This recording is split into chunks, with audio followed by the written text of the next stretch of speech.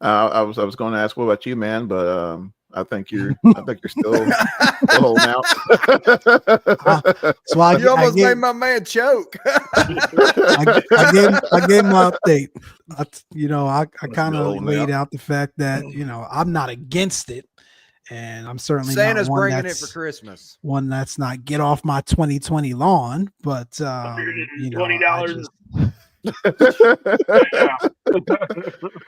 I pick up a part-time job to pay for it. I know. Good grief. No, I ain't gonna say it. I'm not gonna say it.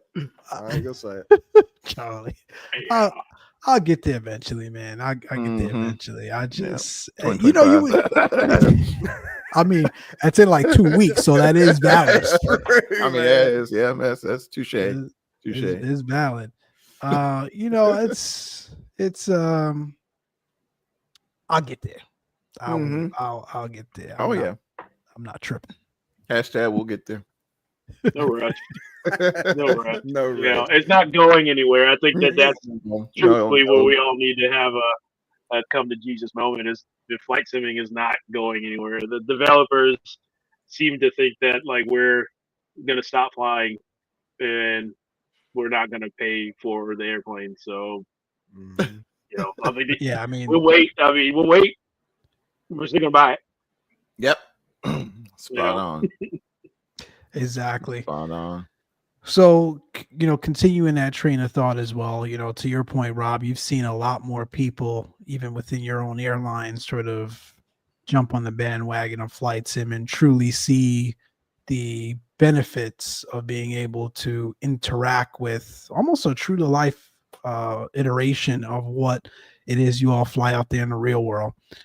You would say the feedback has been pretty positive, more or less? Yeah. Yeah. I'm not seeing many examiners or instructors really say recommend flight simming Right. anymore. I think it's a gimme. I think it's known like, hey, flight simming is just as in hand as studying the FAR. Yep. If you want to excel or get better within the aviation community or at least flying in particular, you need to have flight simming. Yep. So Makes sense. So I don't see it suggested as much, and that's my interpretation is that you should already have it on the table. Is there ever a concern of, and in fact, my wife actually brought this up. We were watching another YouTuber who just moved over from the 7-3 to another airline, and she's flying the Airbus now, and she was going through what it is that you guys call sort of the mock-up of the cockpit that's on paper that you guys bring home Yeah, to sort of learn your paper tiger. flows. Paper, Yeah. there you go. I was kind of saying, kind of out loud, right? She should probably get in a flight sim and really get into the Phoenix or the FS Labs. We'll get there later, by the way, and kind of really be able to touch and feel versus having just the paper tiger, if you will, to kind of understand and learn her flows and be a little bit more intimately familiar with the aircraft. But my wife actually said, is there probably pushback from the airline to say they don't want you going out there and actually developing bad habits, right? While you're doing your, what is it called? What indoc or whatever the correct term is. Yeah. Is that possibly a concern as well? Yeah, that's a big concern. Going from airline to airline, and I still do this sometimes to this day. Like CRJ, it was all vertical speed. You would never really press the FPA button. And so sometimes those primary, courses that you go through, they're stuck. It's a law of primacy, right? It's harder to teach than it is to unteach. So, you're like, oh, okay, I'm not flying a CRJ. Yeah, but those same mnemonics still apply. I'm still doing mental math the same way that I did, on aircraft that weren't as complex. So, the thought for the airlines is, we need to make sure that we have like the primacy when you're learning, just for our safety.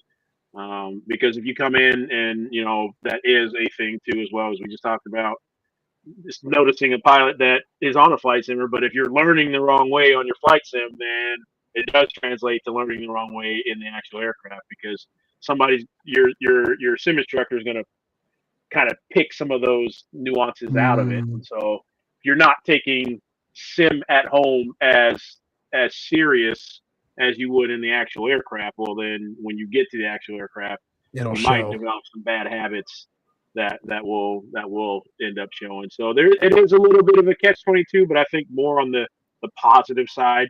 Got it. You know, I'm now still more a big advocate for VR than I've ever been.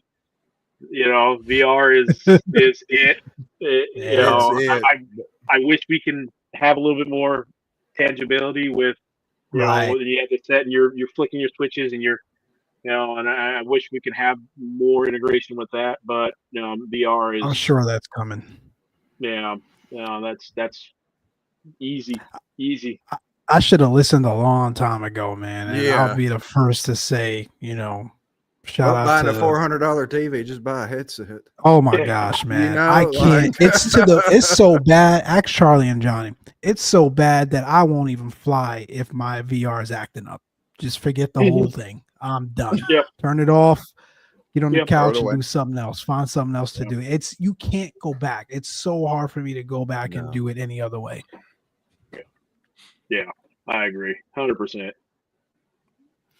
Gotcha. So what else are you flying in sim, man? Obviously, you know, you continue to, you know, refine your skills and, you know, flying the Airbuses. And again, I'm saving that for later on purpose because we're gonna get into that debate. The two Airbuses here, but we're definitely gonna get into that here in a bit. But like, what other, you know, PMDG released the 777 freighter the other day. Have you picked that up at all? No, I haven't. I've been truth be told, I've been a little afraid to touch anything Boeing, just because that might be in my future. So I'm like, okay, I don't want to dive deep into this until, you know, I know some things are happening. So I do have the 777 for PMDG. Gotcha. I haven't upgraded to the freighter yet. I want to. I mean, I saw some videos the other day on it. I'm like, yeah, this looks nice. It's nice. Yeah, I haven't been able to do a flight yet, but it looks and sounds and feels sweet. I was running into issues. I need to try it again, but yeah, man, it's definitely something.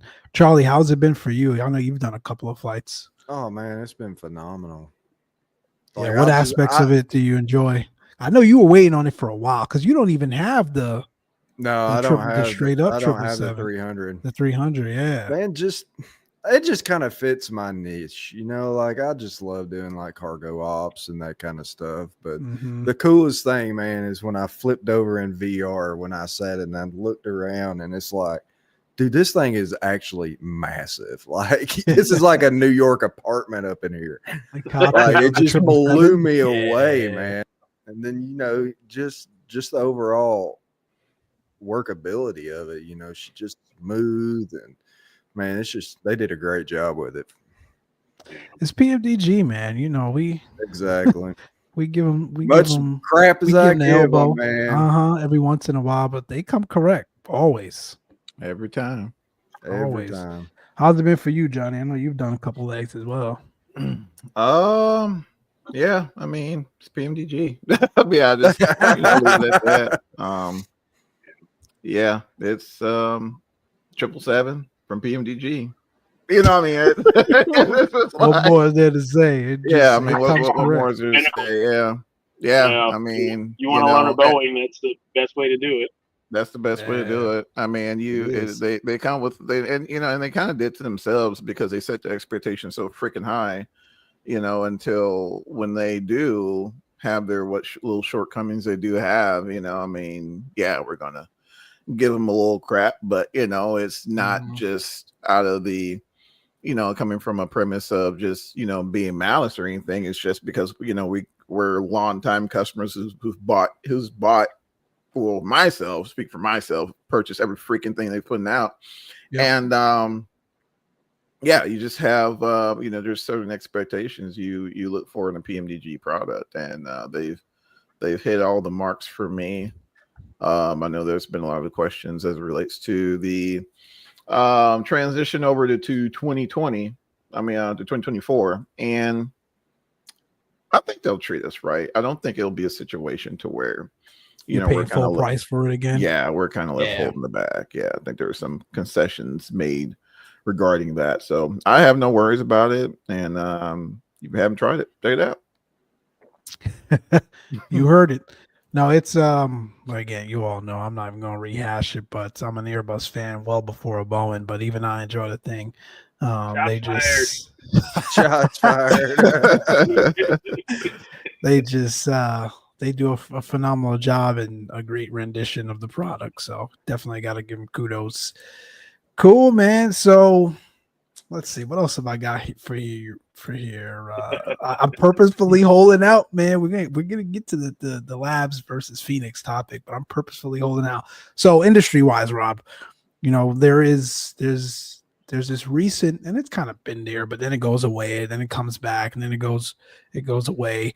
This push towards single ops in commercial aviation, and you know, really trying to understand how we can use, or the industry can use, automation to, you know, shed overhead for airliners and make things a little bit more efficient, ultimately sort of reducing the number of crew that's required in the airplane and even in the cockpit. What's sort of your take on it from an industry standpoint? Obviously personally for you, and just in general, how you think, you know, the overall community or the world would react to it as passengers? I think that they need to show how we react when things go wrong more than just good landings all the time. Single pilot ops in a large, complex environment, I don't necessarily like it.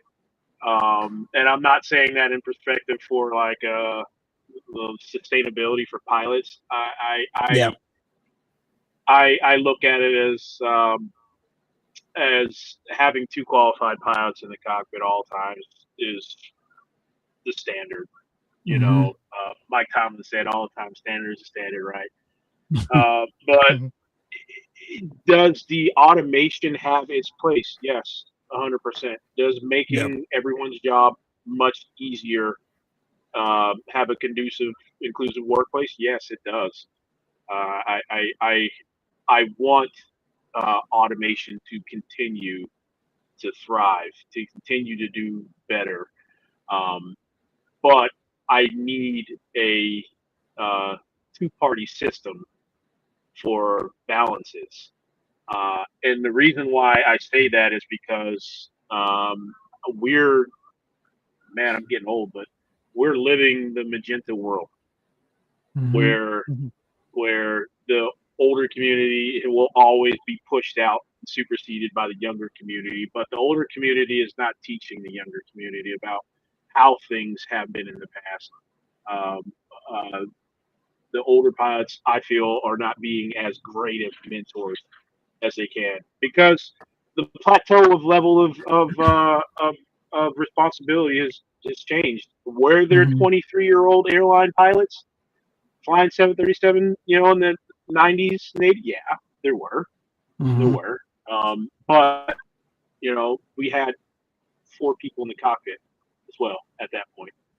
You know, we had a flight engineer, you know, you had a navigator, you had a first officer, you had a cab, you know, and so there was a little bit more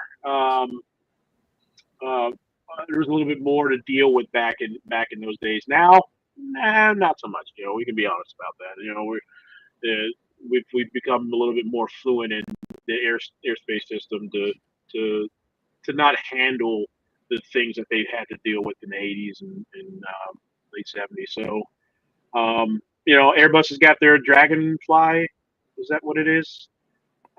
Dragonfly. Oh, the automation thing. Yeah, where you seen the 350 with like all the antennas, and it's got FLIR, and so that's what that project is. They want it to go single pilot. Project Morgan, I think, or something like that. And you know, it is nothing but pilots. You know, there are pilots developing that software. Like, you guys know they're trying to take your job. Yeah, exactly. Don't worry about it. I get it. You got mouths to feed at home, but I would love to continuously see two pilots up there because we're human. We get things wrong, and the ability to have somebody to not only suggest something as well, if there is something wrong, or when there's something right, or when there's another way to do it as opposed to just me. And I look back at all the times that I've had emergencies or something go wrong, and I look back and I'm like, man, could I have done that by myself? Probably not. Probably not. Not one way, because I had help. And automation fails. And it fails when you you're like, really? I check you every single day, and you fail on me right now. So I will entertain it as best as I can, because I know that it ultimately means that we're going to be safer. But I still think that having two pilots in the aircraft is paramount. Three, three's pushing it. You know what I mean? I think we've drifted past that destination for three pilots, but two pilots is bare minimum. Single pilot, no pilots. No, not a heck, man, they're even pushing to that for that soon. Yeah, they are. And that's what I say. I wish that they would show the general public a little bit more about what we have to go through. Like what you get like a 20-minute CNBC, and hey, can you land this plane with the pilot's incapacitated? That comes up all the time. But hey, what if the plane flips upside down? Right? Will we go and do mechanical backup? Right? When the automation that we train that way, all the automation disappears. How are we going to get that plane on the ground to save everybody's life, not only in the air but on the ground as well? And so, yes, that's a little iRobot. You know what I mean? Preservation type deal, but that's what people get on airplanes for, is to make sure that the crew is cohesive and the best of the best. So yeah, I will be a two-party system, till I hang up my wings. But like I said, I accommodate the innovation and the tools to make our jobs a lot easier. Yeah, I will accept that every day. I fly Airbus. It's ultimately exactly. It's inherent. I hate automation. Yeah. Oh man. Awesome. I think, I kind of feel the exact same way. I take, and the stakes are far lower, although it depends on how you look at it statistically. But I remember obviously when, Elon dropped his vehicles, particularly the Model 3, because a lot more people had access and have access to the Model 3 and the autopilot system, and even now the full self-drive capabilities, and just how bizarre it all sounded 5, 6, 7, 8 years ago. And now look where we are. It's almost the norm, depending on what part of the country you live as well. But certainly here in Southern California, I mean, it's just, you see the car driving by itself with no input. You've got those taxis out in Phoenix now. What's the name of them again? I forgot the name, but the white Volvos with the big old camera systems on the top of them, where they come and pick you up and drop you to your destination with no input at all. Again, it wasn't too long ago where those things seemed far-fetched and bizarre, and people were in an uproar and, oh my gosh, safety. And at times you do see them screw up. But I think, there has to be a level of trust and desire to continue to move technology forward, but do so responsibly. And I think that's essentially what you're getting at. Now, again, where I say the stakes were a little lower, but also higher, because you've got sort of a lot more things going on the ground, obviously, and interactions with vehicles and pedestrians versus in the sky. But the stakes are kind of higher, right? Because there's less room for error up there. There's certainly some things to to consider for sure. But to your point, doing it responsibly and showing how it's not going to just handle situations and circumstances that are, I'll use Airbus terminology, normal law. But when things are, go sideways up there and the automation fail and there isn't a 2-crew party or even any crew in there to help figure out what to do next, that's what we've got to see to really win the battle of public opinion to go out and trust that technology. Yeah, that's true. But, that's truthfully it too. Yeah, what you think, Johnny? It's a tough call, man. Working in automation. Whoops.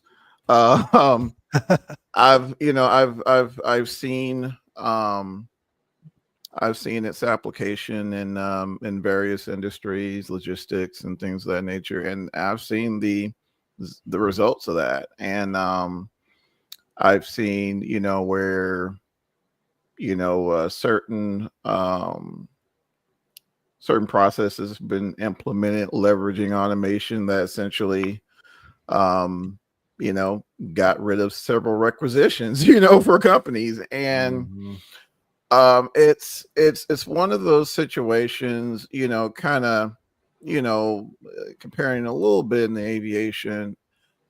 I remember, coming up, and it was almost foreign to even think of an aircraft being operated with a 3-person crew, with a 2-person crew. I'm sorry. And, here we are now in an era that, one of the top aircraft manufacturers of the world are they're actually they're investing, Lord knows what their R&D budget is, heavily high, very high, heavily into automation. I'm assuming that would be able to accompany an aircraft being operated single pilot.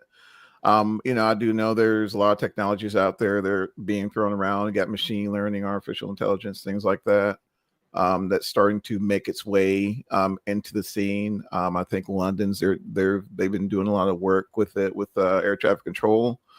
In the next 10 years, I don't see it. Why?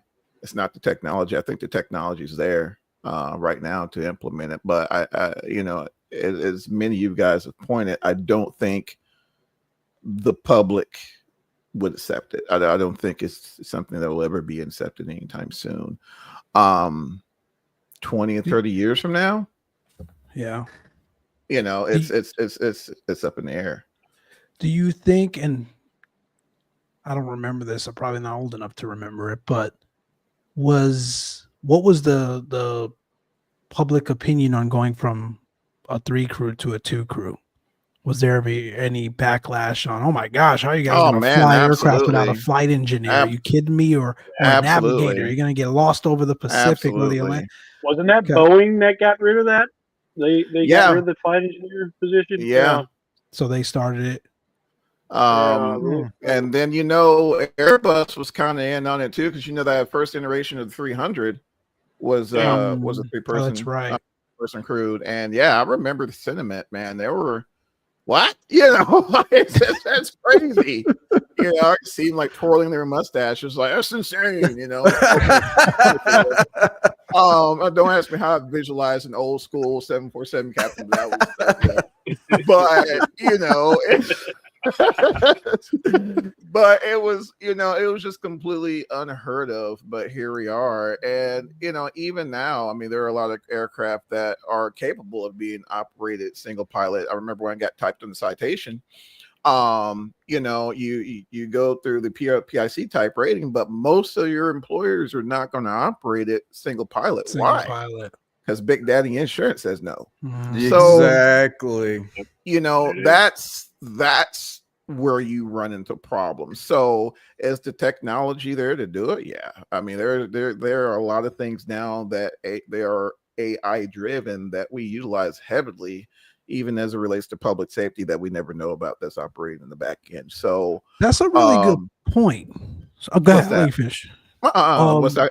I've already drawn a blank, so you're good. Sorry. It's a really, and then Charlie, I want your opinion for sure. It's a really good point. How would the airlines and just general operators of these equipment get around some of the insurance hurdles that would ensue trying to run something single ops or even no pilot in the cockpit, at some point? Like, what does that mean? Or is that just a natural progression of what would happen over time with the insurance industry? Yeah, I think that they've run out of money. Oh yeah. Just the amount of communication that needs to be, when you said that, the first thing that popped in my head was they had to price, and 9/11, they had to price out the cost of a life. When the insurance agencies had to figure out how much people should be getting paid out from those accidents, they had to put a price on everybody. And I would assume that having one less person up in the front to help out in emergencies would make the cost of human life substantial. Especially if there's something that goes wrong. And I'd imagine those costs get passed on to the payee, which would be the airlines, and then they would have to do the math to understand, is cutting that overhead in the cockpit worth what my insurance premiums are not going to look like? You know what I mean? Exactly. Like, it's a lot of that would need to be figured out for sure. Charlie, what's your thoughts on it, man? First of all, and XP said he would never get into an aircraft with a single crew. That's there's a lot of people, man, that are like, no way. There's no way. Yeah, man. What do you think, a lot Charlie? To digest, man. Like, I've never really thought about it until like right now. And it's like, what Captain Rob here said, that strikes a lot of sense with me. It's like, you kind of really do need two people up there, regardless of the automation. I don't know, man. I'd have to sit here and ponder on that one, stew on it for a bit. Obviously you would have a additional level of trust that's, someone else, maybe your family, that's not into aviation or understand the in and outs of aviation the way you do. But would you personally be comfortable with getting into an aircraft with the single crew operated? Man, that's tough. See, man, I'm a kind of old soul, so I'm like, probably not. Right, and that's you knowing sort of and being able to rationalize, right, and understanding the operations of an aircraft and of commercial aviation. Imagine someone like, an older family member or just a family member in general. There's no way. It's I'll tell you, my biggest fear with it would be air traffic control. Really? Yeah, man, because you got to managing a single crew or moving automation to air traffic control. Yeah, automating air traffic control. Like, man, there's got to be everything going right every single second of every single day. There is no reset if it goes to that point. It's interesting. I think I would be more risk averse to having automation for air traffic control versus in the cockpit. And here's why. If you're in the cockpit, single crew, no crew, there's really nothing else you're going to be able to do to save an emergency situation or something that just goes horrifically wrong. Air traffic control, on the other hand, and because the people, right, because we're all humans, make mistakes and do this to a degree today. We've seen, especially over the last year or so, lots of circumstances and issues where air traffic control got it wrong and almost caused an accident. But the pilots were able to overcome it with their training and their knowledge and the experience that they have to avoid a drastic and dire situation.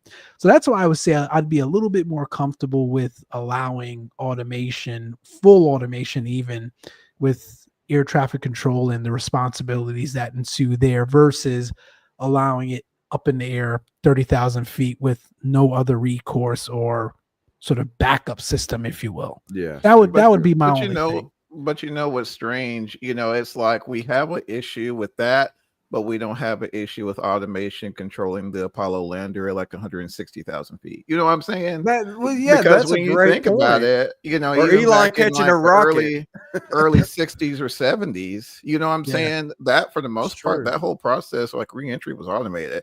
And if I'm not mistaken, even now, SpaceX is I forget the whatever heck Elon drummed up the name was. Like that process is wholly automated. Now, with that being said, there is a rated crew in there in case things go wrong, right? But for the most part, that process is entirely automated. So that's what just keeps re-entering my mind. It's like, well, wow, Johnny, if they're doing that here, and this technology, if it isn't already, translates into like, because it's normally how technologies and enter the commercial aviation industry, it makes its way through the armed forces first, right? The Air Force leveraging drone technologies. They're experimenting with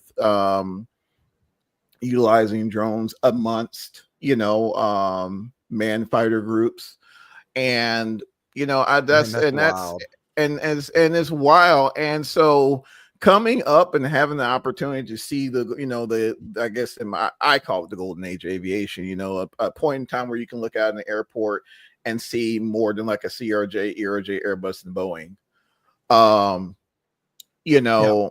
To now where it's going to be really interesting to see 20, 30 years from now. Is it, are we going to see anything at that level now? Absolutely not. No. But it's just going to be interesting to see, when you're talking about multiple decades out, because even with eVTOL technologies, I mean, essentially just kind of sitting on a couch and moving a joystick. Hey, I want to go right, and it does everything it needs to do to get that aircraft to go right, or I need to go left, and that's all done leveraging various technologies with automation. So I mean, are we going to see like a single pilot A321 like next year? No. Are we going to see it 5 years from now? Probably not. 10 years from now, maybe. 20 years from now, possible. So unfortunately, because there was going back to in the healthcare industry, which is where I'm at now with automation technologies. I mean, there's robotic surgeries happening now. So and some of those are done without the aid of a surgeon. There's a surgeon there, but a lot of the procedures and the cases are done autonomously. So I mean, if they're doing that, you know what I mean? So it's weird. It's weird. It's like, personally, I don't see it anytime soon, but could it happen? Who knows? Well, you could look at other, like you said, the medical industry. Look at agriculture. How much ag has turned autonomous, tractors out there pulling 60-foot plows, and you're just sitting there watching YouTube. Like, I mean, you think are they for real? Is that what they're doing, Charlie? That's all you can do, man. Beep, beep. It turns around, drops it, like goes, Instagramming, bro. Oh just man, there, yeah. TikTok live. What's up, folks? Bouncing up and down. Sounds like a job for me, man. Heck yeah. Sign me up, bro. You get in them things long enough, but you get boring, man. At least in an aircraft, you can look out. Oh, that's a pretty cloud. Oh, look, it's another ditch. You know what I'm saying? Speak over did you count this time? Exactly. That's exactly right. XP brought up a good point. Like, this also brings up another aspect of security and safety. Like, the German Wings incident where, I mean, one could argue it happened with a 2-person crew, but the guy locked his it was the FO, right? So was it with the FO? I think it was the FO, something like that. Yeah, you locked the captain out of the cockpit. Now, you know, a lot of that is overcome with, I think everyone does it now, at least probably stateside, right? You've got to get another person of the crew, you know, or the in-flight crew in there, you know, when one goes to break or whatever. Obviously, Rob, you know the details around that. Yeah. So you avoid that way when you've got multi-crew, but it does bring up another point. I mean, when that person's up there by themselves, you know, what does that mean if, you know, things go horribly wrong, you know, mentally or whatever that may be? It's that's tough, a really man. good There's a point, lot. man. There's a lot to consider. A lot to consider around it. I mean, you got to have all your screws on. You know, exactly. Definitely. You know, mental health has been a hot topic for years, the last couple of years. And you know now, you know you're isolating yourself up in the front of the plane, having 180 people behind you, your responsibility. And yeah, if you don't have everything locked up tight upstairs, you know that can become an issue. How do you respond to that, right? And how does you have a fleet full of single pilot aircraft, which I don't know why you would do, but if you have that, like one of them goes out for mental, you know, for psych eval, and you know, now what? How are you going to replace that, right? You're going to have some reserves, but you know, how's that process look? Now, it might be a good advocate for good healthcare. You know, I mean, you know, we spin a bright side to this. You know, the best way that I can get good mental health healthcare is become a single file operator. You know, that might be advantageous later on. Yeah, just trying to bring some positivity to it. No, it's true. It's true. But if you look at the numbers, again, that's another thing for the airlines to consider, right? Because for them to give you better insurance, their premiums are going to go up as well. And again, does it make sense, and does it offset the cost of, you know, what they're trying to accomplish by going down to a single crew resource? So definitely a lot to consider, man. It's again, I brought the topic up because obviously you live it, you work it every day. I just wanted to hear your perspective on it for sure. I appreciate those that have just joined us here. We're probably, gosh, man, we're almost an hour into this, and we've been talking a lot here with Captain Rob. For those of you that don't know and are new to the Close Traffic Podcast channel, Rob's a current Airbus captain, primarily the 321, right? For Spirit. You fly 320 at all these days? Yeah, a lot. Tomorrow is a Neo. Okay. So yeah, Neo, mostly gotcha. 320s. Oh, okay. I don't know why I thought you were primarily on the 321. Yeah, we can do all of them. They're all same. Gotcha. It's an Airbus, Mike. I was about to say another benefit. Johnny said, just move the stick.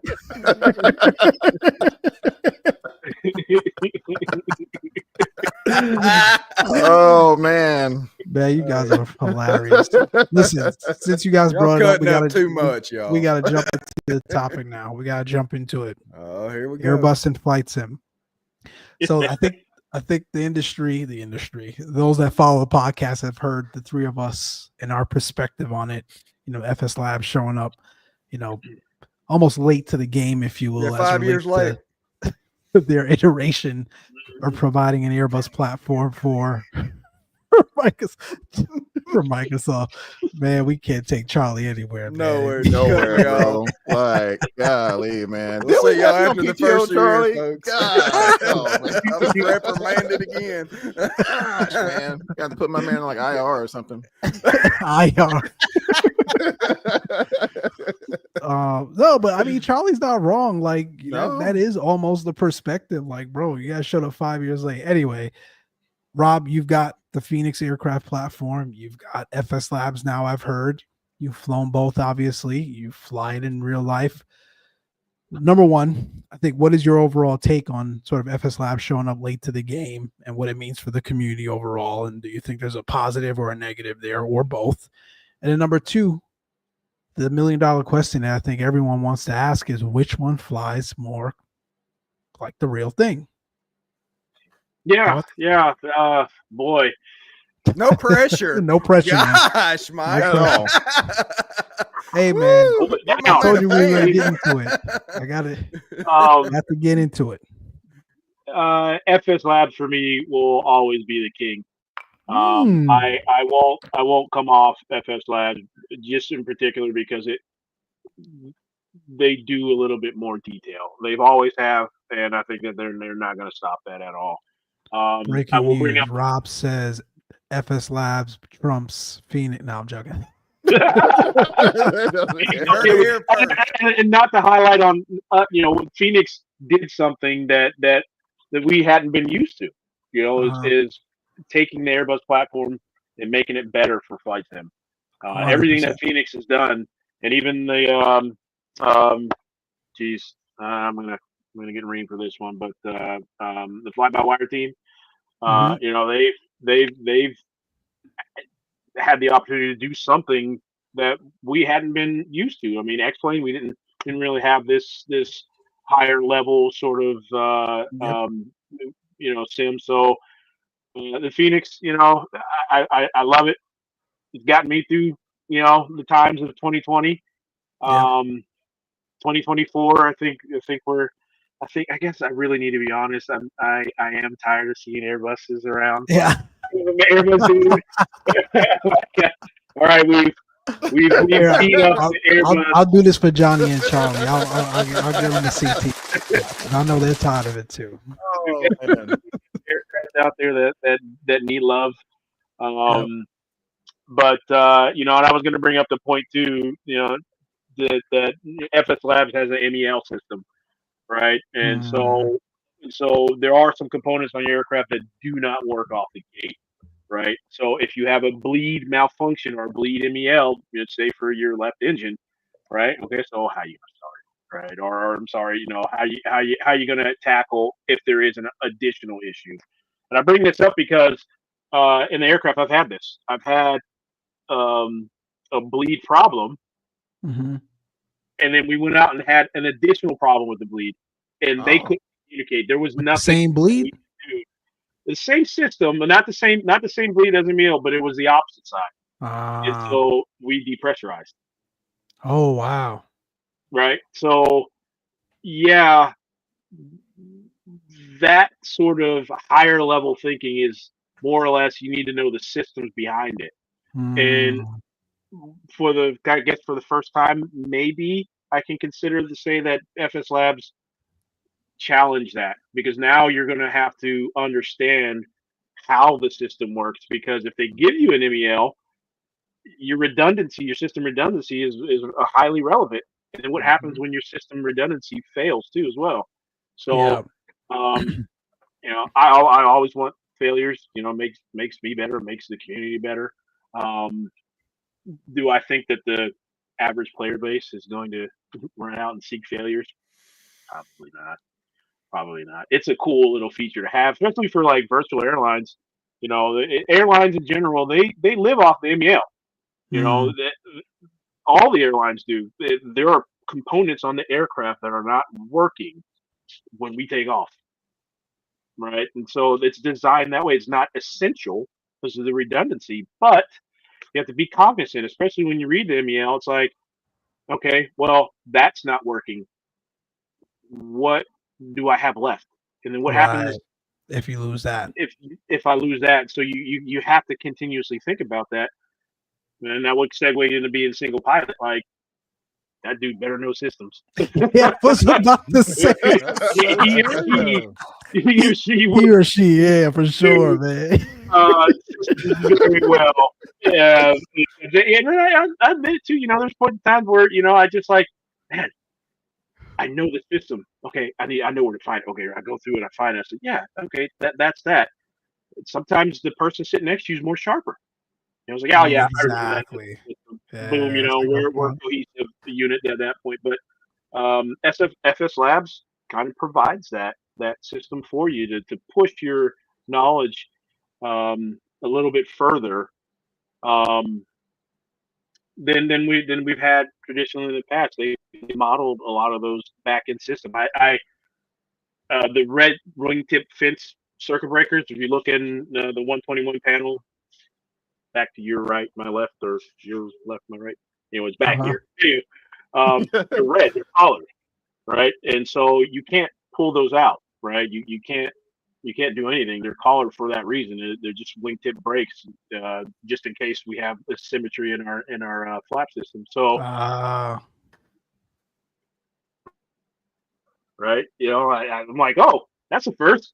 Yeah, we got to see the CL65 have that full fidelity sort of modeling, and I was wondering who was going to take that to the next level. And it looks like FS Labs has done it, has gotten to that regimen.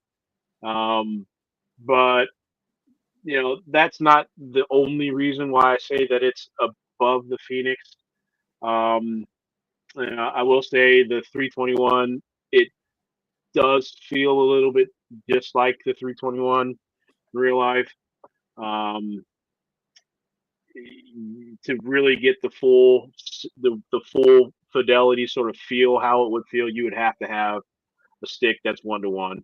Nobody has been able to replicate and I'm going from flight sim at home to death eggshell recurrent sim multi-million-dollar flight sim, and then I'm going to plane, and I'm trying to bridge the gap between all three. Gotcha. And we're closer to the flight sim, and even being a little bit more superior than the flight sim in most cases, then we are getting a little bit closer to that aircraft. So I would say FS Lab is now getting towards the eggshell of death. You know what I mean? Like we're bridging that gap. I think the limitations on the FS Labs is just the hardware, and more or less the sim too. I noticed like it's not tracking localizer correctly. It's not tracking it's tracking the glide slope just a little bit, and I think that's just where the sim is not talking to. Yeah, I can kind of see it, like the aircraft is talking to itself, and then the sim is just there.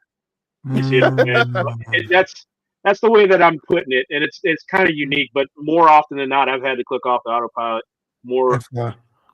At 700 feet, I'm like, okay, yeah, you're going off into the distance. All right, so, but the glide slope, the pitch ladders, they'll be square bang up. on. Yeah. I'm like, that's not right. I've seen that problem before. Oh yeah, especially when 2020 first came out. Absolutely. Yeah.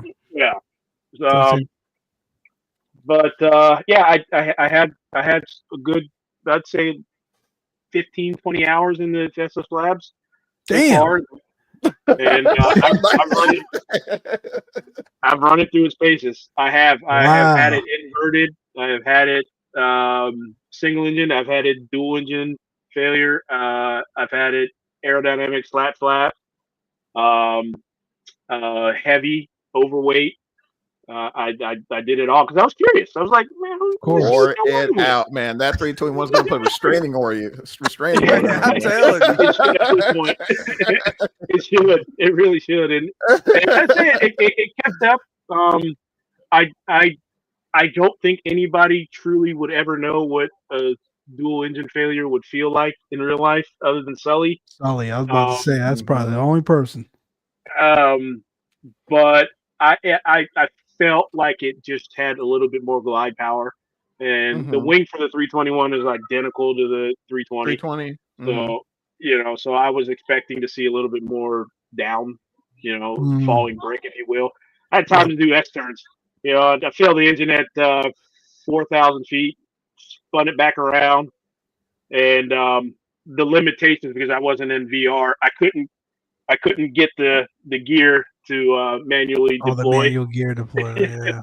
Like, okay, 1 turn, 2 turns, 3 turns, and I couldn't get it to go down, and I had to put it on pause. I'm like, all right, cool. Let me try to get this thing here, but it had a weird little click zone to it. And, so from 4,000 feet, I'm sitting there, I'm like, okay, I should be nowhere near downwind, but my aiming point.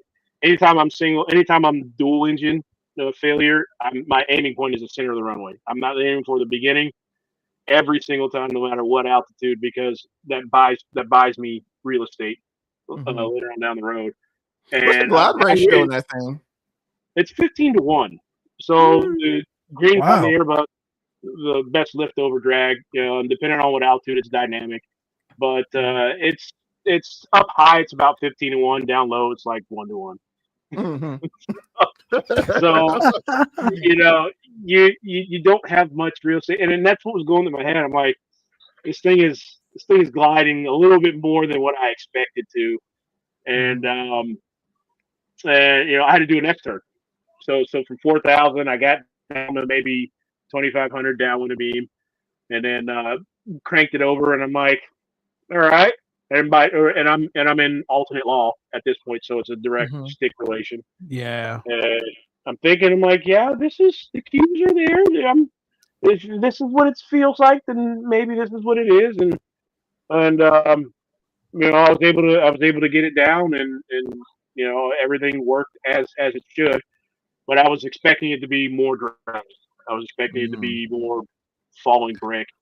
And I'm not too sure if that's the FS Labs thing or a sim thing. I was gonna say, I wonder how much of that is just the overall dynamics of just what 2020 is from a sim standpoint.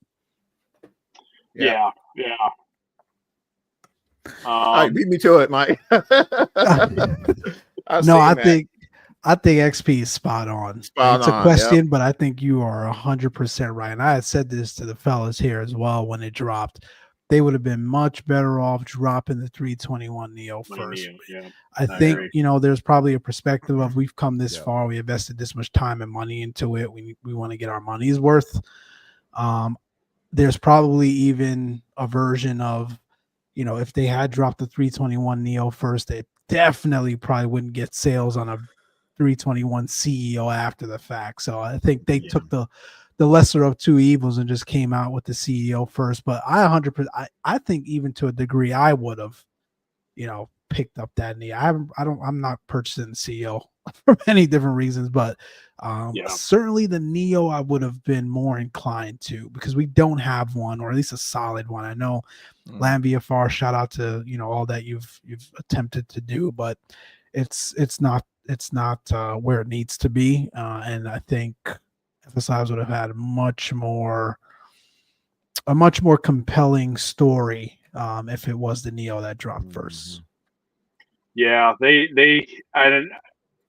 did notice that, and even as time went on, I was thinking to myself, I'm like, man, this is a classic. Yeah, it's cool they put CP in it, but I mentioned earlier that the iteration of Airbus that I fly is more aligned to the 350, FMS2, SLS. We've got a whole litany of cockpit iterations that are, that we're not. We can have that now. We can totally have that, especially FMS2. And so I would have thought that they would have made that their priority is, let's not give them the classic, let's give them the much updated Airbus now that we don't have. We don't have that here. Well, we have parts and pieces, but we have the runway monitoring system on the Airbus now too as well. So it goes Transformers mode on us as soon as we click off the auto brakes. Auto brakes off. Scares that was the first time I was watching a video. It was like this random video on YouTube like 2 days ago. They were doing a flight from, I want to think, Charlotte to Orlando. It was probably your company then. But they landed in, Charlotte to Fort Lauderdale. They landed in Fort Lauderdale, and you heard auto brakes off. And I'm like, since when the heck does the Airbus do that? Like, I've never heard that before, even in the sim. Monitoring. Interesting. Okay. Yeah, and it'll, so the new software now is, it'll be forward looking, and it'll tell us, hey, we're going to land long. So it's too low, or land long, and we got to go around. We cannot land if the plane tells us we're going to land long. Yep. And so those software enhancements, I think, are good. They're really good. And for the sim community, where you have never had anybody tell you that you're landing long, you need to go around, especially Burbank. So SF Labs could have done that. They could have added those systems, and I would have taken that over CPDLC in the flight sim. You Yeah, because know, we don't really get to use it. Use it no way, yeah. yeah. Yep. But hey, Wow. you know, I'm not a developer, so that part of the world I don't know much at all. So, but I would let it marinate just a little bit to see where it Mm-hmm. goes. I think it's Mhm. a good product, but I think that FS or Phoenix has the range for just get up and I want to fly an Airbus and I don't want to do anything extra. I just want to, you know, have a normal working airplane going. When you want to start having failures and MELs and packs and all the other goofy shazazz, when you're sweating in your seat at home, then roll over to FS Labs, and they'll treat you right in that aspect. But like I said, I don't think the majority of the player base, Yeah. in my opinion, will get to that. Yep. So No, I agree, and again, our perspective is a little bit too late, and it's not to be negative. It's like we've all enjoyed the FS Labs product and FSX and P3D, and we've been fans of them, and we continue to sort of ask and try to have a level of understanding on their timelines. And in typical FS Labs fashion, they were very trying to use an appropriate word here, but very sort of off-putting as it relates to kind of we'll get to you when we get to you, right? You'll get it when it's ready, and stop asking us, almost, so to speak. And I think that's partly bit them a little bit. And then you couple that with the fact that you've got the Phoenix platform out there that just said, you know what, guys, we're going to bring you a high fidelity Airbus platform, and we're going to do it within 3 years. And they did. For new developers on the scene as it relates to flight sim, I am still blown away by what they've been able to do with their platform. So it's 100%. shout out to them. And again, we'll see what happens with FS Labs and the Neo. But yeah, I just wanted to understand your perspective on it. I know there's been not lots, but a fair amount of other sort of real world drivers and flight simmers that have compared the two, and kind of wanted your perspective as well. Johnny and Charlie, that's the thing, man. That's and I had no doubt in my mind, guys, that Labs was going to come correct, and I said that from day one. They're whenever they do bring the product's going to be on point, but they were simply too late. Rob, he drove it home. I mean, there are a lot of aspects and nuances relating to operating an Airbus from Captain Rob's perspective that your average simmer really doesn't care to experience, or even know about it. If you ask them, all I want to do is I want a close approximation to an Airbus, and Phoenix did a really bang up job to do that. Now, by bringing to light the entire, you got your 320, 319, 321, and it's here now. And for me, if I was working on like a 321 type, Airbus type rating or whatever, yeah, I would probably go Labs all day. Mm-hmm. But for to Rob's point, unless you're just trying to get in your from the confines of your home, you're walking out your office sweating, pick up the Labs. But and then I think the way they handled the community, when people inquired on, hey, where you guys looking like, and they have to realize that people aren't asking when your crap's coming out, just because they want to. They're asking you because they know your track record. They know over the years, you have provided like an A+ product, and they want to freaking buy it. They're not asking out of the goodness of their heart. They're asking because they want to give you freaking money. And the responses that you see from the forums, dude, go let Honda basically go screw yourself when you're like, hey, when's the next line of CRV coming out? You know what I'm saying? Yeah. Okay, and that's exactly what happened. So they can't be surprised with the response that they got when this the thing came out. Because I'm the same way. I have a 321. It functions just fine. And I have no need for one. But if you were going to do one, again, as Rob mentioned, I mean, there's you may have a 321 variant, but within that variant you have multiple iterations of software updates. Give us the latest software updates. Give us a flight deck configuration that one would see out on the line right now.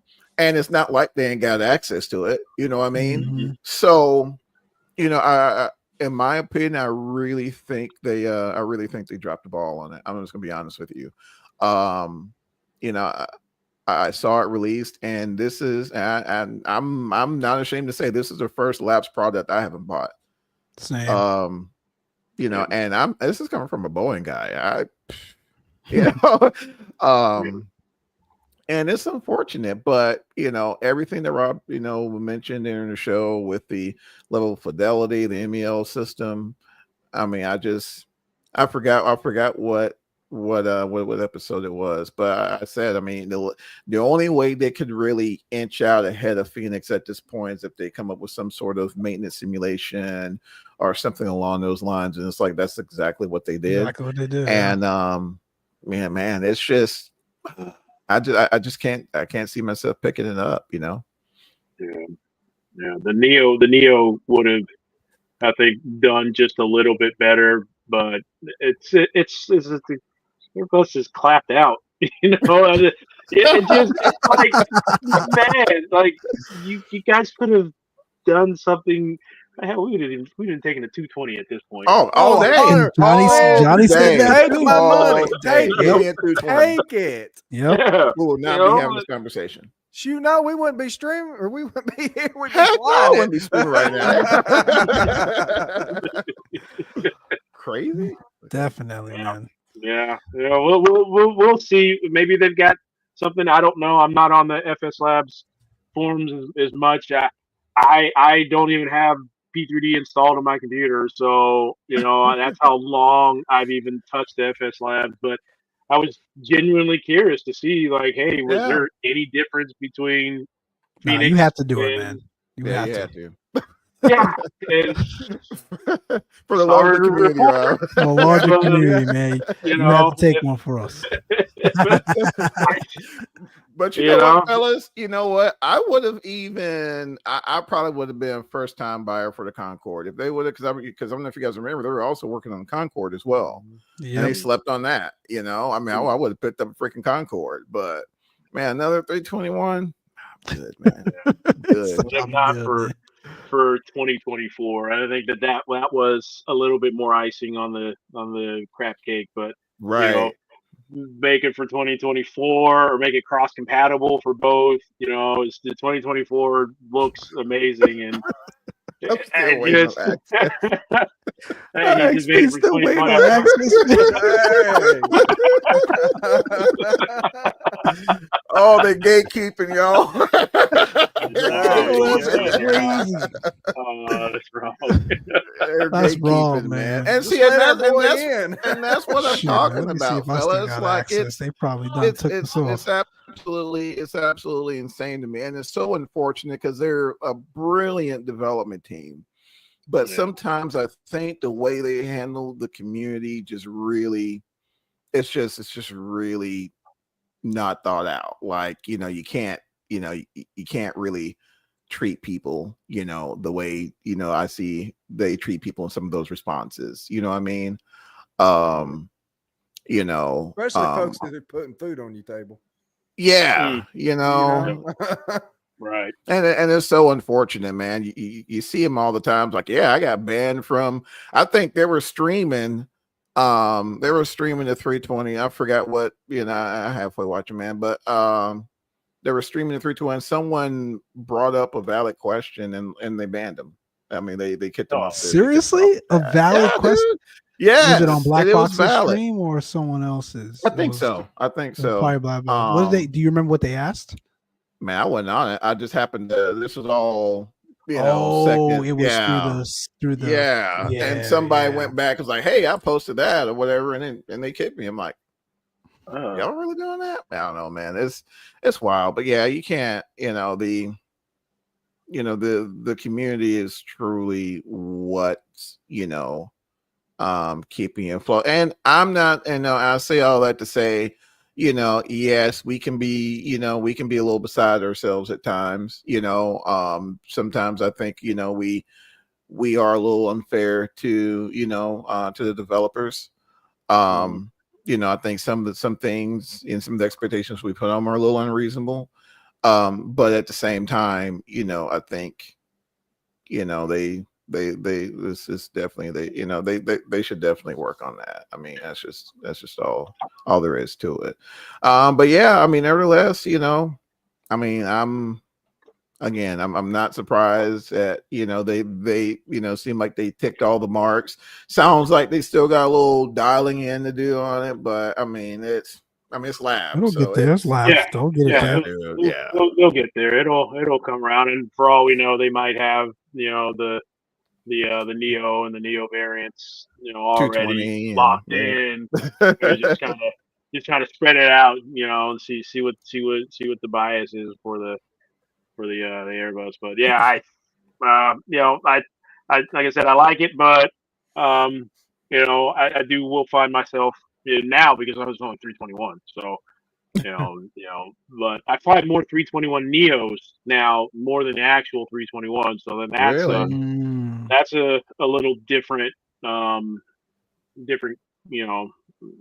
They typically fly the same, but the 21 Neos stops a little bit faster, it goes down a little bit faster, and then you don't have flare modes at 100 feet instead of 50 feet. So it does have that direct stick to roll relationship earlier than expected, but you don't notice that stuff. That's especially down that low. Your goal is like point landing. There it is. Yep, exactly. Do you guys run ACT tanks on your ships? No, we don't. Yeah, okay. No, I didn't think so. Don't need to, I guess, go that far. Yeah. But that's a sim thing. For JetBlue, they take those things, and United now as well. They take them Americans across the got water. them too. Yeah, American runs Phoenix to like friggin' Honolulu. Yeah, so you need that extra tank, and we can't do that here in Flight Sim unless you have that. I think it does have ACT as well, one of them in FS Labs, but you need the Neo for the fuel burn. You're not going the other direction in the winds. I was about to say. Going from Kennedy to SFO in middle January, man. That's not happening whatsoever. In Denver for fuel. Yeah, man. It's going to be interesting to see how this all plays out, and I know there are going to be folks out there that's definitely going to pick both of them up if they haven't already and fly them and compare them beyond what you've done. So, more power to you for sure. But I don't know. We'll see. We'll see what happens with the Neo. Definitely have to look at that one. Definitely got one more for you, Rob. I don't want to keep you too long. I know you got a leg to fly tomorrow morning. So and I'm glad Johnny's here for this one because it was a show we did a couple weeks ago, maybe even a month or so back. And we were talking about, again, the utilitarian nature of sort of if you were to go out and buy your own aircraft for your pleasure, transport yourself, your family, whatever it may be, what would you pick up? And I think the top two we came up with, or even top three, was the Cirrus Vision Jet, the PC-12, and I think even to a degree the TBM. Who said the Vision Jet? I did. Who else? Oh, okay. Who said the Vision Jet? And Rob did, which is why I'm bringing it up. So what I definitely want to unpack that a little bit, Rob. What led you down that path, right? You've got sort of, the differences in obviously the very automated Vision Jet, but slow and doesn't haul a lot. And then obviously the PC-12, where there's a little bit more work and effort that goes into flying that. Probably a little bit more on your insurance premiums as well, because it doesn't have all that redundancy built in for the Vision Jet. But you probably fly the same speed, if not a little faster, and can certainly haul a lot more. What led you down that path of ultimately, if you were to go get something, be the Vision Jet?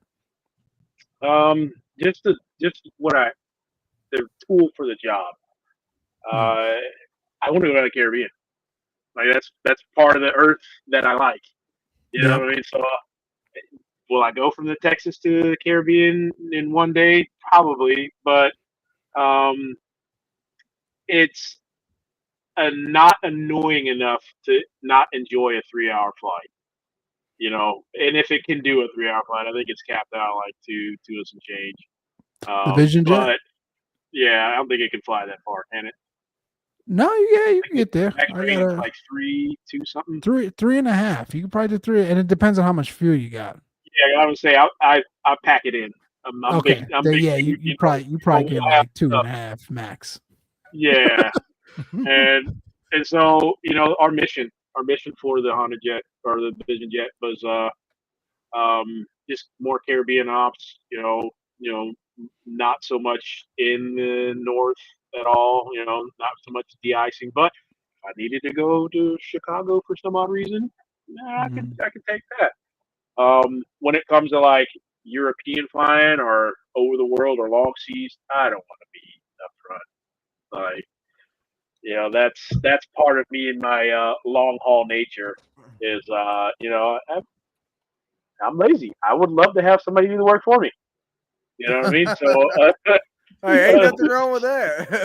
7.5-hour flight, having to deal with fuel calculation. No, I want my Mai Tai and I want my Chick-fil-A in the back and my movie, and I'm good. Like I don't want that. And then maybe that's just part of me flying so much that there's parts of the aviation world that I enjoy a little bit more, but I want to preserve as well. So, definitely the safety aspect. I've nobody in my family flies airplanes, so. If something were to happen to me, they could easily land that plane. Versus the alternate was he's gonna have to talk it down, and having my wife try to talk down, that's not happening. It's not happening one bit. Yeah, she'd try her best, but that ain't happening. But the safety aspect to that, and I'm talking just particularly real life. If we were in the sim. I am kind of liking the PC-24. Is it good? Charlie? I think you had some. Oh, I thought you did fly it. It was Johnny. Oh, Johnny. I tried to fly it, and it's like the whole panel was MEL. So yeah, I was. Oh wow! Like you had to squawk the whole plane, dude. It was. Oh man! It was a wash. It was that bad. It was a wash. Yeah, a wash, man. Squawk. I don't know. Crazy. I had to watch Tommy Soel's videos to catch up on the PC-24, and I'm looking at him like he's got some good videos, man. Dirt? You landed a jet on dirt? Yeah. Okay, I'm in. Yeah. Yeah, it's I think he even put out a video in preparation for Microsoft Flight Sim, just showing like the cold and dark. Was it in that same one that's in 2024? Oh yeah, probably. Probably. Man, you saying did he use? No, he was. Oh, okay. He was in his real jet doing the tutorial. All right, yeah, because like Johnny saying, how you do that? Yeah, send me the link to the video so I can figure out how to do No, he was in his own aircraft. Oh my gosh, man. Yeah, thing, dude. I don't know. It's like a 3D model right now. Like you log in, it's like, wow, it's pretty cool. I can walk around it, and then that's it. Man, I told folks that was my biggest fear with these high default fidelity aircraft, aircrafts, man. I knew you weren't gonna hit on anything. They just never and do. It's not all of them. It's not all of them. Oh shoot, yeah. There's some of the choppers are pretty good, man. The eVTOLs are some of them pretty decent. They have some issues, yeah. The Vision Jet, all right. I think it's like the light version or whatever. Yeah, I wondered that. Is it Flight FX's full Vision Jet in there or no? Mine transferred. I don't know how it is, but the first day that popped up 2024, I hopped in the Vision Jet, and mine was the FS. FX. Right now, it's like 2020. It's like 2012. 2023. 2012 right now, man. That's funny. Not 24 yet. Oh Lord. Oh, all right. So yours transferred over the full. Yeah, mine did. So the day one, I had an EFB, and I was able to put the Bose headset on. I'm like, okay. Oh, that's dope. What? Wow, okay. So I'm not gonna complain. I don't know how I did it. I honestly don't, but it was there. And so yeah, hey, that's Captain Rob. Let's move that over there. Yeah, he's Oh man, that's cool. Yeah, I mean, there are a lot of, I don't know, man. I think it feels very rushed, man. It was almost a situation like, hey, congratulations, you're in our developer partner program. Where the heck? All right, you got like 3 days to freaking get us an airplane in the sim. Like that's what a lot of the aircraft feel like. You know what I mean? Gotcha. And then we're going to jack with the code. Yeah. And then we're gonna and then since it's ours, since you signed it over to us, we're gonna encrypt the folders. Yeah. Because that's what they did. Yeah. So that's why a lot of the aircraft are kind of jank. And that makes sense. I'm wondering with the encryption, is that the reason why we haven't seen a lot of hot tool of the default aircraft yet? Yep.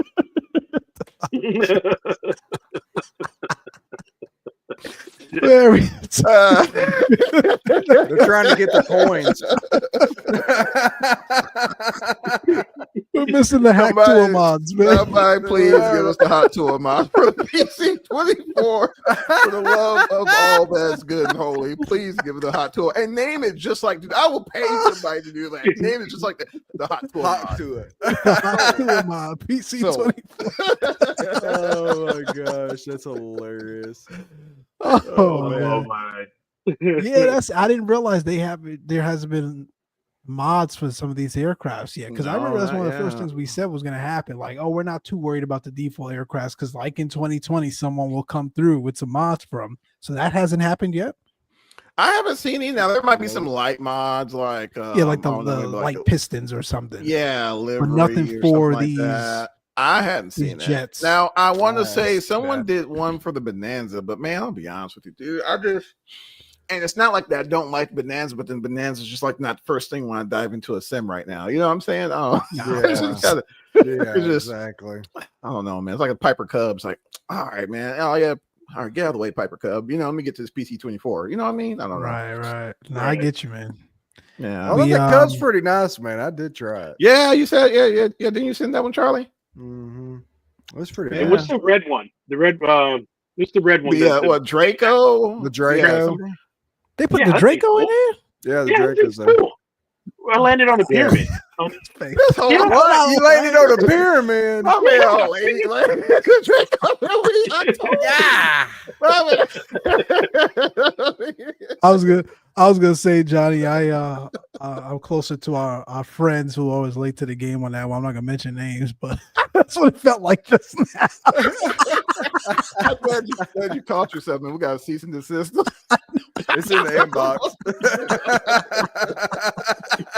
Almost slipped there, man. I bet they've been on there for months, bro. They've been telling that thing for months, dog. I'm just like, so if the guy who built it had problems trying to keep it on the road, what makes you think I'm gonna be able to do it in the sim? So that's like the main reason why. That's like the main reason why I hadn't done anything with it. But it looks pretty cool, man. It's just I don't know. You slept 1,000 horsepower to a freaking 500-pound object, and it moves. It moves. Like there's not enough right foot, you know. No, he just put aileron into it. Like, you know what? It's just like cranking. Man, I'll never forget. I was holding short at Camarillo one day, man, and see one of these things take off in like 50 feet, bro. I was, he's lining up, tower game takeoff clearance. I'm looking down this way for him to take off, and it went. How I go, Mike? How I go, bro? How'd it go? Took off like Elon. Be like Elon's net worth, right? Elon's net worth, yeah. Straight up. He was, oh man, I'm looking down the runway to watch his takeoff run. My man said, I'm trying to look over, like, where did he go, man? My guy's downwind, bro. Them skull guys, bro, man. Yeah, dude. Lifestyle. Yeah, man. Freaking like no airplane around them, bro. Just a motor, wings, and some determination, bro. And they freaking send it on like a little grass strip, bro. It's crazy. Laying in the backyard.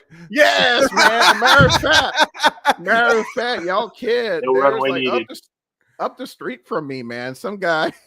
He said the heck with airports. He had like he built like a little portable shed, and he took some garden lights, like the solar power garden lights, and went paralleling the road all the way down, dude. And he has like a little small piper in there, bro. And my man done been to Dollar Tree and got it legally straight Dollar Tree, bro. Texas, bro. Legally, my man says, it's freaking Texas. It's like, yeah, man. Like, yeah, bump it. Like, bump airports. Gone, bro. Yeah, you'll hear him every now and then, dude. Like, no ADSB or nothing, bro. Nothing. He don't want nobody to know. That's who's doing all the drone stuff. They mistaken and thinking it's drones. It's that dude. I in the know back. that dude. Yeah, man. He's over next to Johnny. That guy's full sending, man. But I applaud him because to me, I think that type of flying, I don't think you can get more connected to an airplane. And that's those stick and rudder skills. Those stick and rudder skills got to be on point.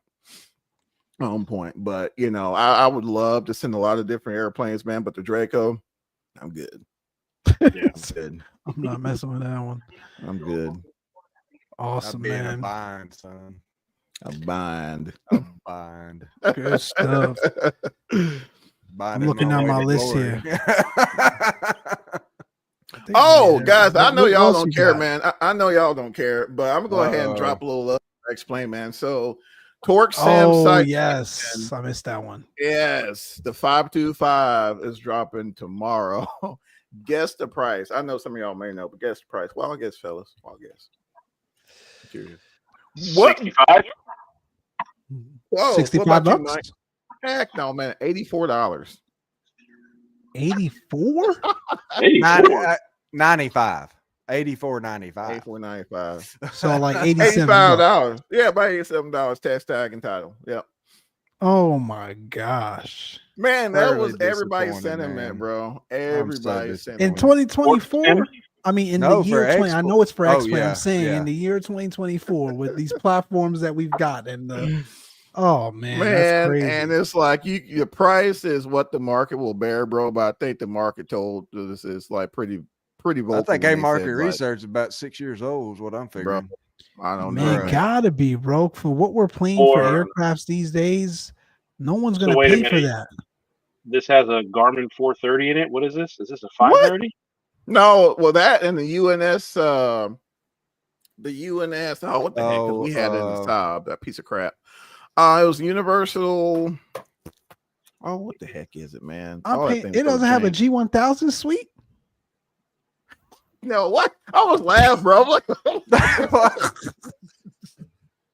No. Hold on, what? No. Hold on, what aircraft is this, bro? So TDS, go to X Aviation. You guys go to X Aviation. Torque Okay. Sims Torque 525 Sims. citation. Yeah. Yeah, check it out. Wow. Yeah. Wow. Well, I'm Now, asking because I the want whole to see reason what I the real installed world X-Plane avionics again. typically looks like. Yeah. Oh, this that old jet. Okay. Ah! Okay. Flotation. It's the flotation. The That's right. Hey man, Yes, y'all Now leave it I know alone, what bro. was. Hey, Man, y'all leave it- $85 for this. 85, bro. Yes. Everybody's Look like, at Rob. They're gonna be a big no. no for me though. Oh. Me too, bro. I literally installed X-Plane last weekend for this thing, and they dropped the remember. price. Hell no, I'm bro. like, hell no. I'd pick up that Labs 321 for a buy. That's a strong Yeah, thing. you right on that I one. mean, for the Labs, bro, not the For the Labs, man. I would, bro. Man, and it's sad Wow. because I love Torque Sims products, man. Oh, they're phenomenal. X Aviation, you're looking at like a minimum of like 4+ years of enjoyment. Like, Yep. their Diamond was on point. Hot Stark's Challenger was on point. Mhm. I mean, to me, they set new standards in flight simulation industry wide. I don't care what nobody says. But and I have a special affinity for this aircraft because like this was like one of like the only jet, I got typed in, and I was really looking forward to it. But $84, man. That's steep, man. That's steep for an aircraft that like Yeah. doesn't really X-Plane. tug at the broader flight sim community's heartstring that way. And then not to mention it's not in 2020 again. It's not knock on X-Plane, but the user base and the statistics tell you that more and more people are moving forward with Microsoft platform, and I just don't know the level of reach and rationale. There isn't going to be one, man. That's just it's it's tough. gonna It's be. a tough one for me, man.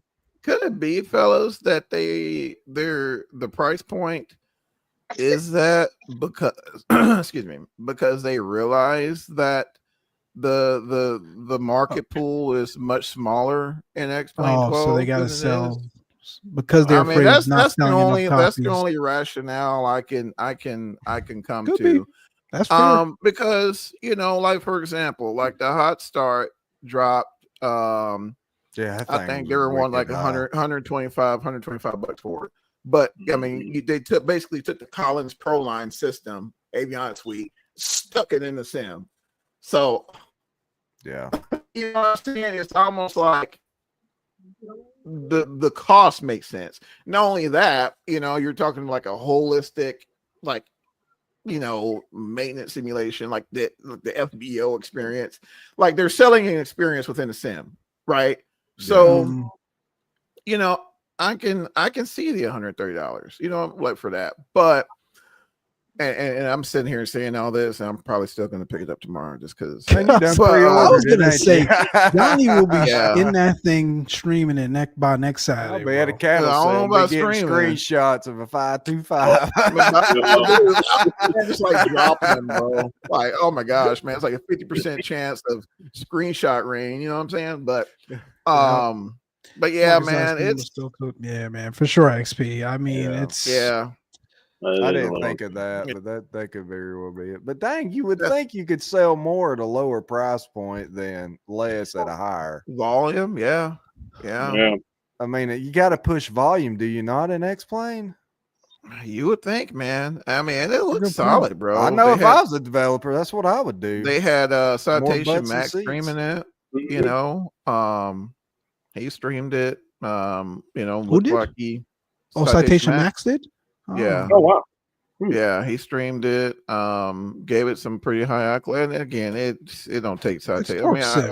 It's Torque Sim, bro. And man, in fact, I think they did a series. Did they not, Mike? Yeah, Mike's got it. I've got all I've got their SR20, I've got their 22, and I've got the 22 turbo. Yeah, I've got all their products in X-Plane. I wish they would come over to 2020, man, and put a. I know Microsoft has tried with the Cirrus, but it's not really like for like. doesn't really hit the same. Nah,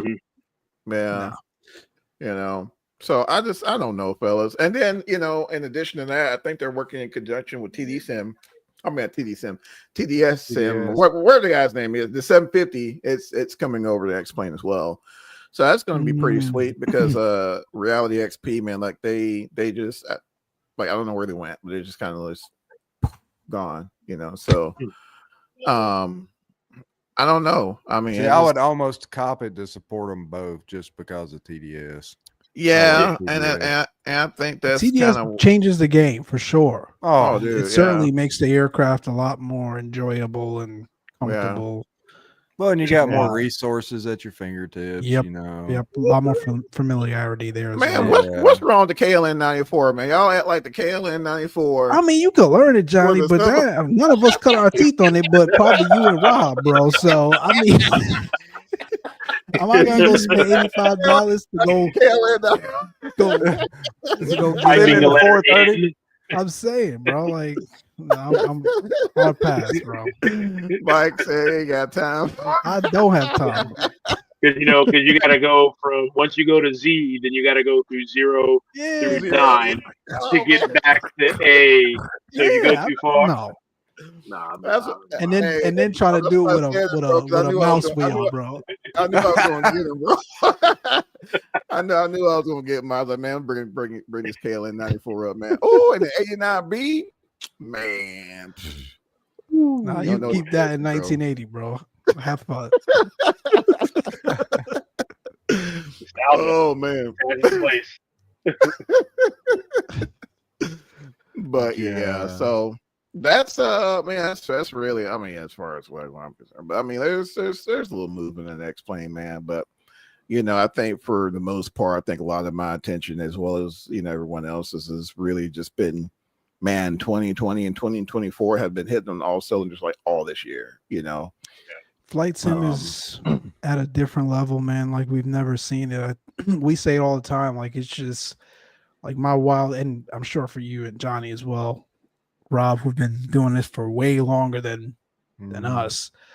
In my wildest dreams, even 7, 8, 9 years ago, I couldn't imagine this. Like it is incredible. And then just being able to take that level of fidelity and immersion and apply it to real world to get you far more acclimated. I like late. It's yeah, sure, we'll go with acclimated to the overall, look and feel of the aircrafts and the equipment that you're going to be flying out there in the real world is just incredible. Like we would have never imagined this in our wildest dream. Obviously, technology continues to evolve. Technology was going to continue to sort of play a role in flight sim and the flight sim platforms, but did we ever see it to this degree? No, man. It's I don't think so. Never. Not at one point in time. FS99, where I said they're like, yeah, I'm going to be able to stare at those instrument panels an inch from my face in the next time. No, Meigs Field, man. Whew. Shout out to Meigs. Meigs Field. Meigs. I still can't believe that's what happened with that thing, man. Man, it's so grimy, bro. Like, man, that was grimy. And it sounded like something. What is it, a park or something now? Yeah, bro. It's a park. Yeah, it's like a park or something. Yeah, it's like where the dogs poop or something. Yeah, man. And we used to send DC9s through there, bro. Like, and then I already do that with 747 aircraft still there, bro. Like there were actual aircraft still on the field, and they like just started demolishing the runway. Yeah, I do wonder what the RNAV path would have looked like now. That's a really good because question. You got Midway and then Ford. Here. Like they would have had to cook it hard to get into that airspace there. So I do wonder, if it was still a thing, like how would that transpire with ATC? Did it ever have a precision approach, or was it all RNAV or localizer based? can't remember. Good question. Yeah, I remember. I'd But you know, a close equivalent is Burke Field over in Cleveland. Because you know, you got Cleveland, you know, CLE, but then you got Burke Field, which is kind of like its own little island type joint or whatever. Yeah. And now that you mention it, because that has an RNAV, but it's fairly, you know, fairly easy to shoot. But yeah, to your point, Rob, that's a really good point, man. Because yeah, they got some. I don't know how you would fit in a precision approach in that thing with all the other air space. Yeah, maybe it'd have been just one way. Because like that have to be one way. And Rob, you gotta keep me honest, but I think I've noticed this in the sim. O'Hare's freaking localizer. You picked that thing up from like 16, 17 miles out, man. It's crazy. Dude, it is way on the other side of the lake, like the other side of the freaking lake, bro. Like Morse code and all. It's freaking wild how far out that you picked that localizer up. So like, I think with that and everything else going on, I'd be interested to see. I'd bet even if it did have one, they would have been to all RNAV based approaches. It's just kind of grimy how they did it, man. I think that's all. You know yeah, Mayor Daley bulldozed it overnight XP. So yeah, overnight, bro, that's crazy. Yeah. Which I can't help but wonder, man, like what sort of backdoor deals or what will. Oh, somebody's pockets got full. Man, it had to be. You're not gonna do that crap in the middle of the freaking night just because you felt it was for the good of the city. Dude, get out of here with that, man. Get out of here. Yeah. Man, the way SoCal's going. Not too long ago, San Pedro. The San Pedro has been having some weird winds lately, and sometimes you got to do circle the land, but the localizer or the glide slope's out of service. Well, you know, we can't fly localizer approaches. We're not approved to do them anymore. Oh, so really? In my head, I'm like, oh, I know how to do it. Easy. It's a localizer approach. No problem. No, you can't do it. We're not approved to do it. But like that sort of thing where, remembering how to do the RNAV, but remembering that you know how to do NDB approaches and localized approaches now, which I never thought that localized approaches would go away, but LDA so your ops dictates that you can't do that. Yeah, but you can fly a visual approach. Visual approach, no problem. That's interesting. The new FMS2 and the Airbus, you will pseudo build, so it's like VA now. Oh, okay. It's like the G1000. Yeah, you can build it out for you. Even the Collins does that. Is TP as well, so it'll pseudo navigate all the way down, build its own little ILS down to minimums. Oh, and nice. You'll be magenta needles. It'll have a double diamond, so you have one diamond, and then on the back side of it you have another diamond, and the inner diamond is your precision path. But you'll just be magenta needles all the way down. So we don't need the localizer. No. You know, if rain goes down, it hits.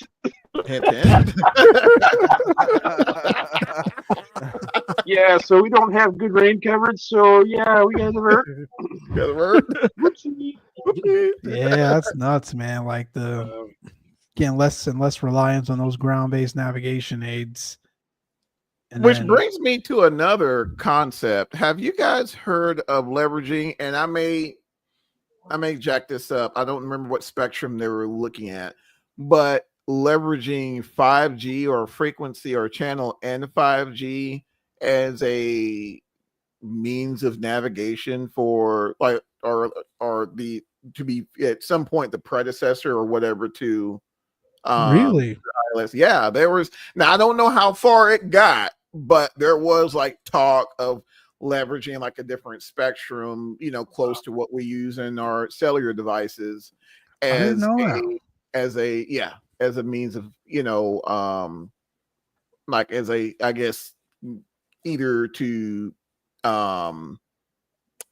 come after the ILS or what have you, since, you know, we're kind of in this day and age to where, you know, we got GPS jamming, things like that. That's becoming, you know, more of a threat now. You know, there's been research to, you know, leverage different, you know, spectrums to, provide, a means of, a different means, a different approach capability.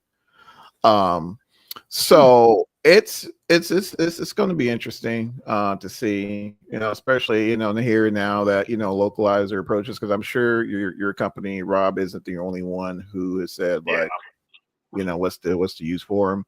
So as we become more and more reliant on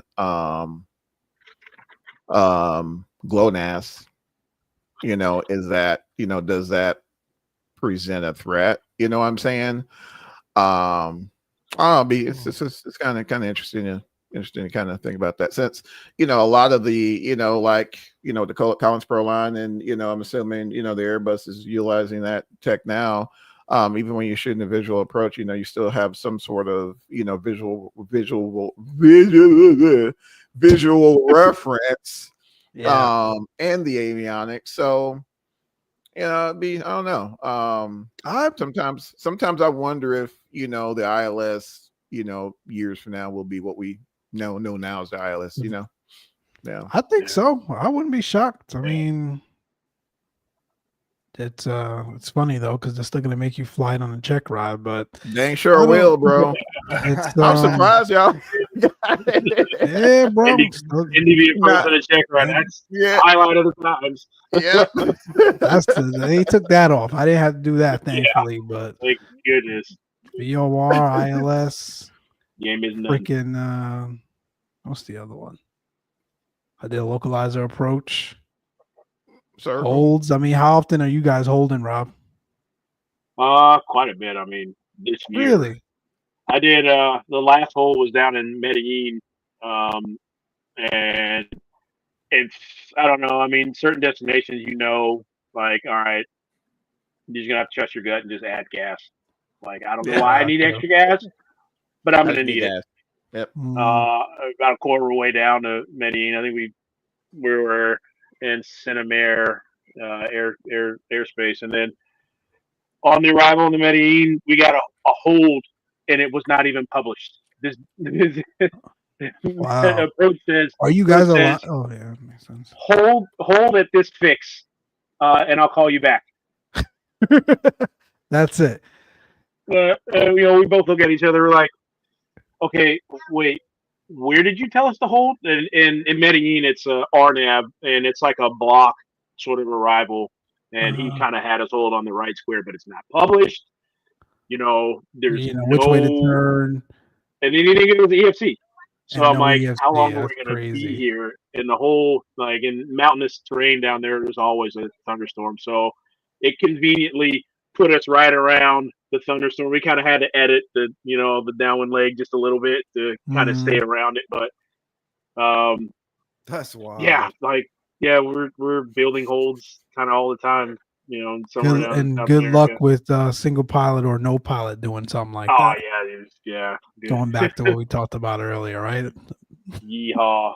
Yeah. Well, I mean, we had pre-planned the whole entire thing. In my head, I'm like, okay, there's something that's going to happen that's coming down there. So let's get a bingo fuel. Let's see how much gas that we do have to work with, just in case something goes awry.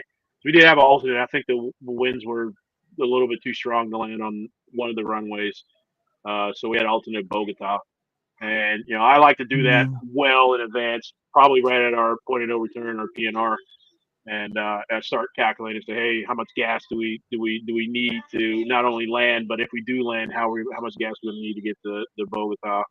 Gotcha. And and so I like to do that like pretty early. We come up with a bingo fuel, and then we get to eat away at that fuel as time goes on. But the hold was just icing on the cake. It was like, where do you want us to go? Like, you want us to hold here? Oh, okay, sure. How long? What do you want to do? And it wasn't just us; it was JetBlue and American. They were holding too. I'm like, what? How did you guys even left hand? Okay, so we had a guess too as well, because we're like, okay, well, standard right hand turns, or how do you want this? And I guess technically the rule of thumb is if they don't tell you, it's right hand, right? So it's right hand turn, yeah. So we did a right hand turn. I'm like, if we get a TCAS alert, we'll pie with that, but. We have the airplane a little bit. You get in the wind. You know, hey, you guys are pilots, you can do it, you can handle it. I'm like, what are you doing then? Yeah, what's your job today, my bro? man was on lunch break. It said, just hold, and I'll call you back. Call you back. So quite a bit. I've held quite a bit. I actually, my last memorable one is this summer where we took off from Orlando to I think go to Philly, and there was a line of weather on the east coast. They wanted to send us all the way out to Bermuda to get over. Which before we depart to go over there into water's airspace, we need to make sure that we can even do it. And we got rerouted 100 times, but who wanted to send you there, ops or air traffic control? Air traffic ATC, because the whole East Coast was closed. You couldn't get how bad the thunderstorms were, and so this was one of the first times that I've actually had to hold on the climb out. So we had to hold climbing out, and I'm like, wait, am I in Europe? Like, what the hell? And we ended up turning around and coming back to Orlando and landing. There was no way that we can get there. So it was probably one of the better everyone times loaded that up, we could have had. headed out, and had to bring them back. Ooh, I bet they were steaming. I bet they were mad. Man, there was nothing we can do. The weather. Yeah, but that's your fault. You did the right thing. In the pre-announcements and the briefing, I usually talk to our passengers and let them know. Say, hey, look, today's flight is not a easy challenge. The Mother Nature is not cooperating whatsoever. Here's our route. Here's our plan. Here's what we're gonna have to go through. And so they know. So anytime they fly with me or with the crew, I'm 100% talking to you and telling you what exactly from takeoff en route to landing in the cabin announcement. So there is no. Well, this guy said that there was gonna be turbulence in here, and that this plane was. I was like, no, I told you 2 hours and 30 minutes of flight, an hour and a half into it, we're gonna have some moderate bumps. We're going to ask you to stay seated at that time. We're going to do our best to make sure that we can get some smooth ride, but for now, anticipate an hour and a half into the flight, we're going to have some moderate turbulence. And so I'm telling you that stuff before you leave. That way we can have minimal issue. I'm going to say we never have any issues. Minimal issue. So the people that don't pay attention, for sure. They scrolling. They don't. It is what it is. But it just goes. Yeah, when it goes a little bit goes a long way. Oh yeah, 100%. Gotcha. Too cool, man, gents. Awesome conversation this evening. It has been a pleasure as always, Captain Rob, for coming on here, chopping it up with us. And I said it's like a trend, man. I think you usually close our year out and kick our year off. So we gotta get you back on here in a couple of weeks as well. 2025 is going to be a good year. I think it's going to be a good year for everybody. Speaking into existence. There you go.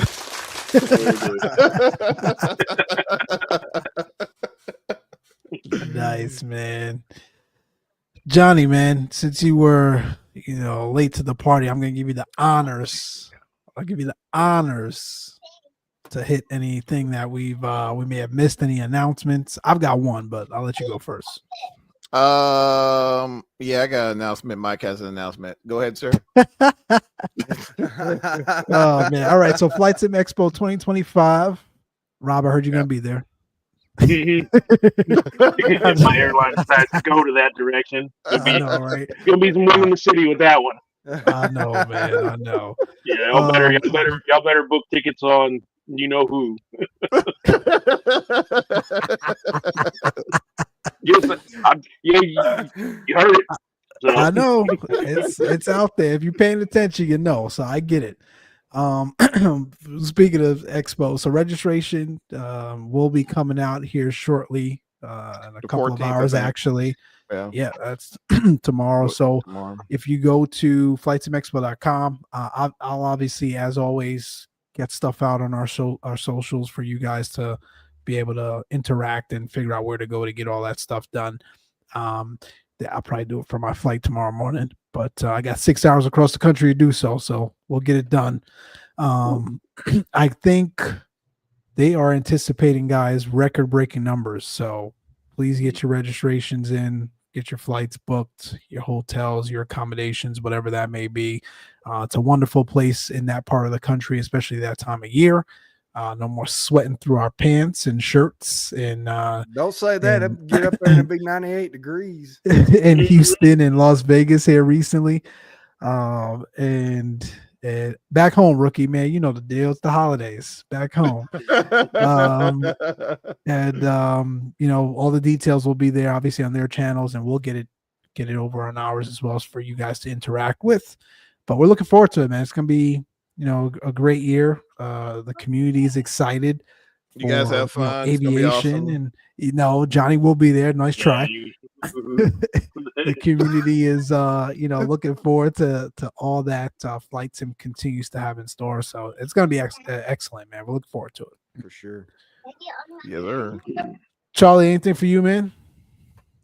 Not that I can think of. If we don't talk to y'all, everybody have a happy holidays. Merry Christmas. We got one show on Saturday. Saturday. We got a big one Saturday. We got a big show Saturday. We won't let the cat out the bag just yet, but we got a big show coming up next Saturday. One. Big. To close the year off, man. Who knows? We may even come back after that, man. Because we're so random, man. It's like we are very random. Be back on Christmas Day. We bored. Hey, I'm bored. Let's go, man.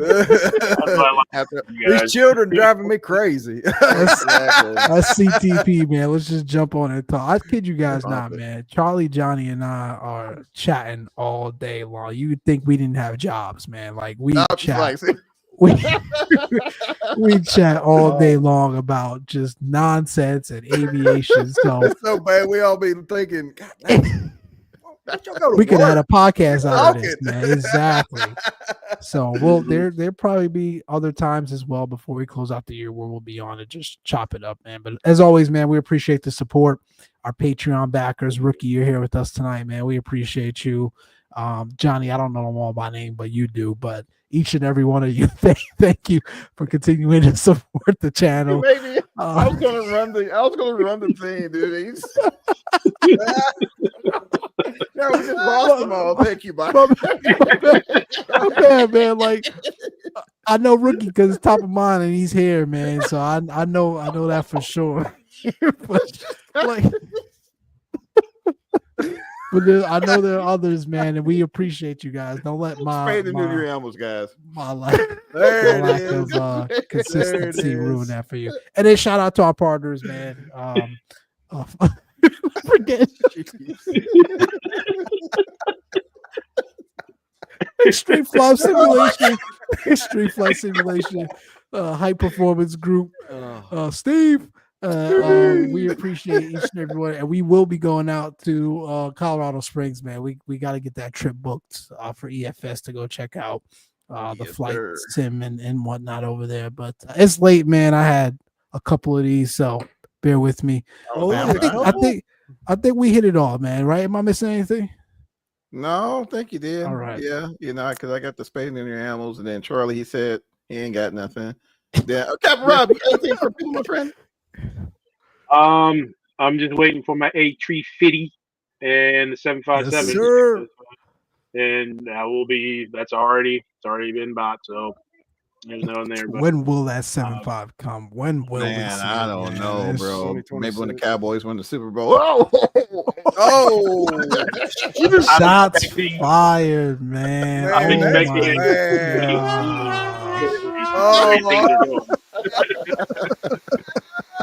somebody's gonna do it. Man. I know Jerry Jones probably knocking on my door now. Better shut up. You tell Jerry you gonna try to teach him something. Oh man, we getting out of here before we get in.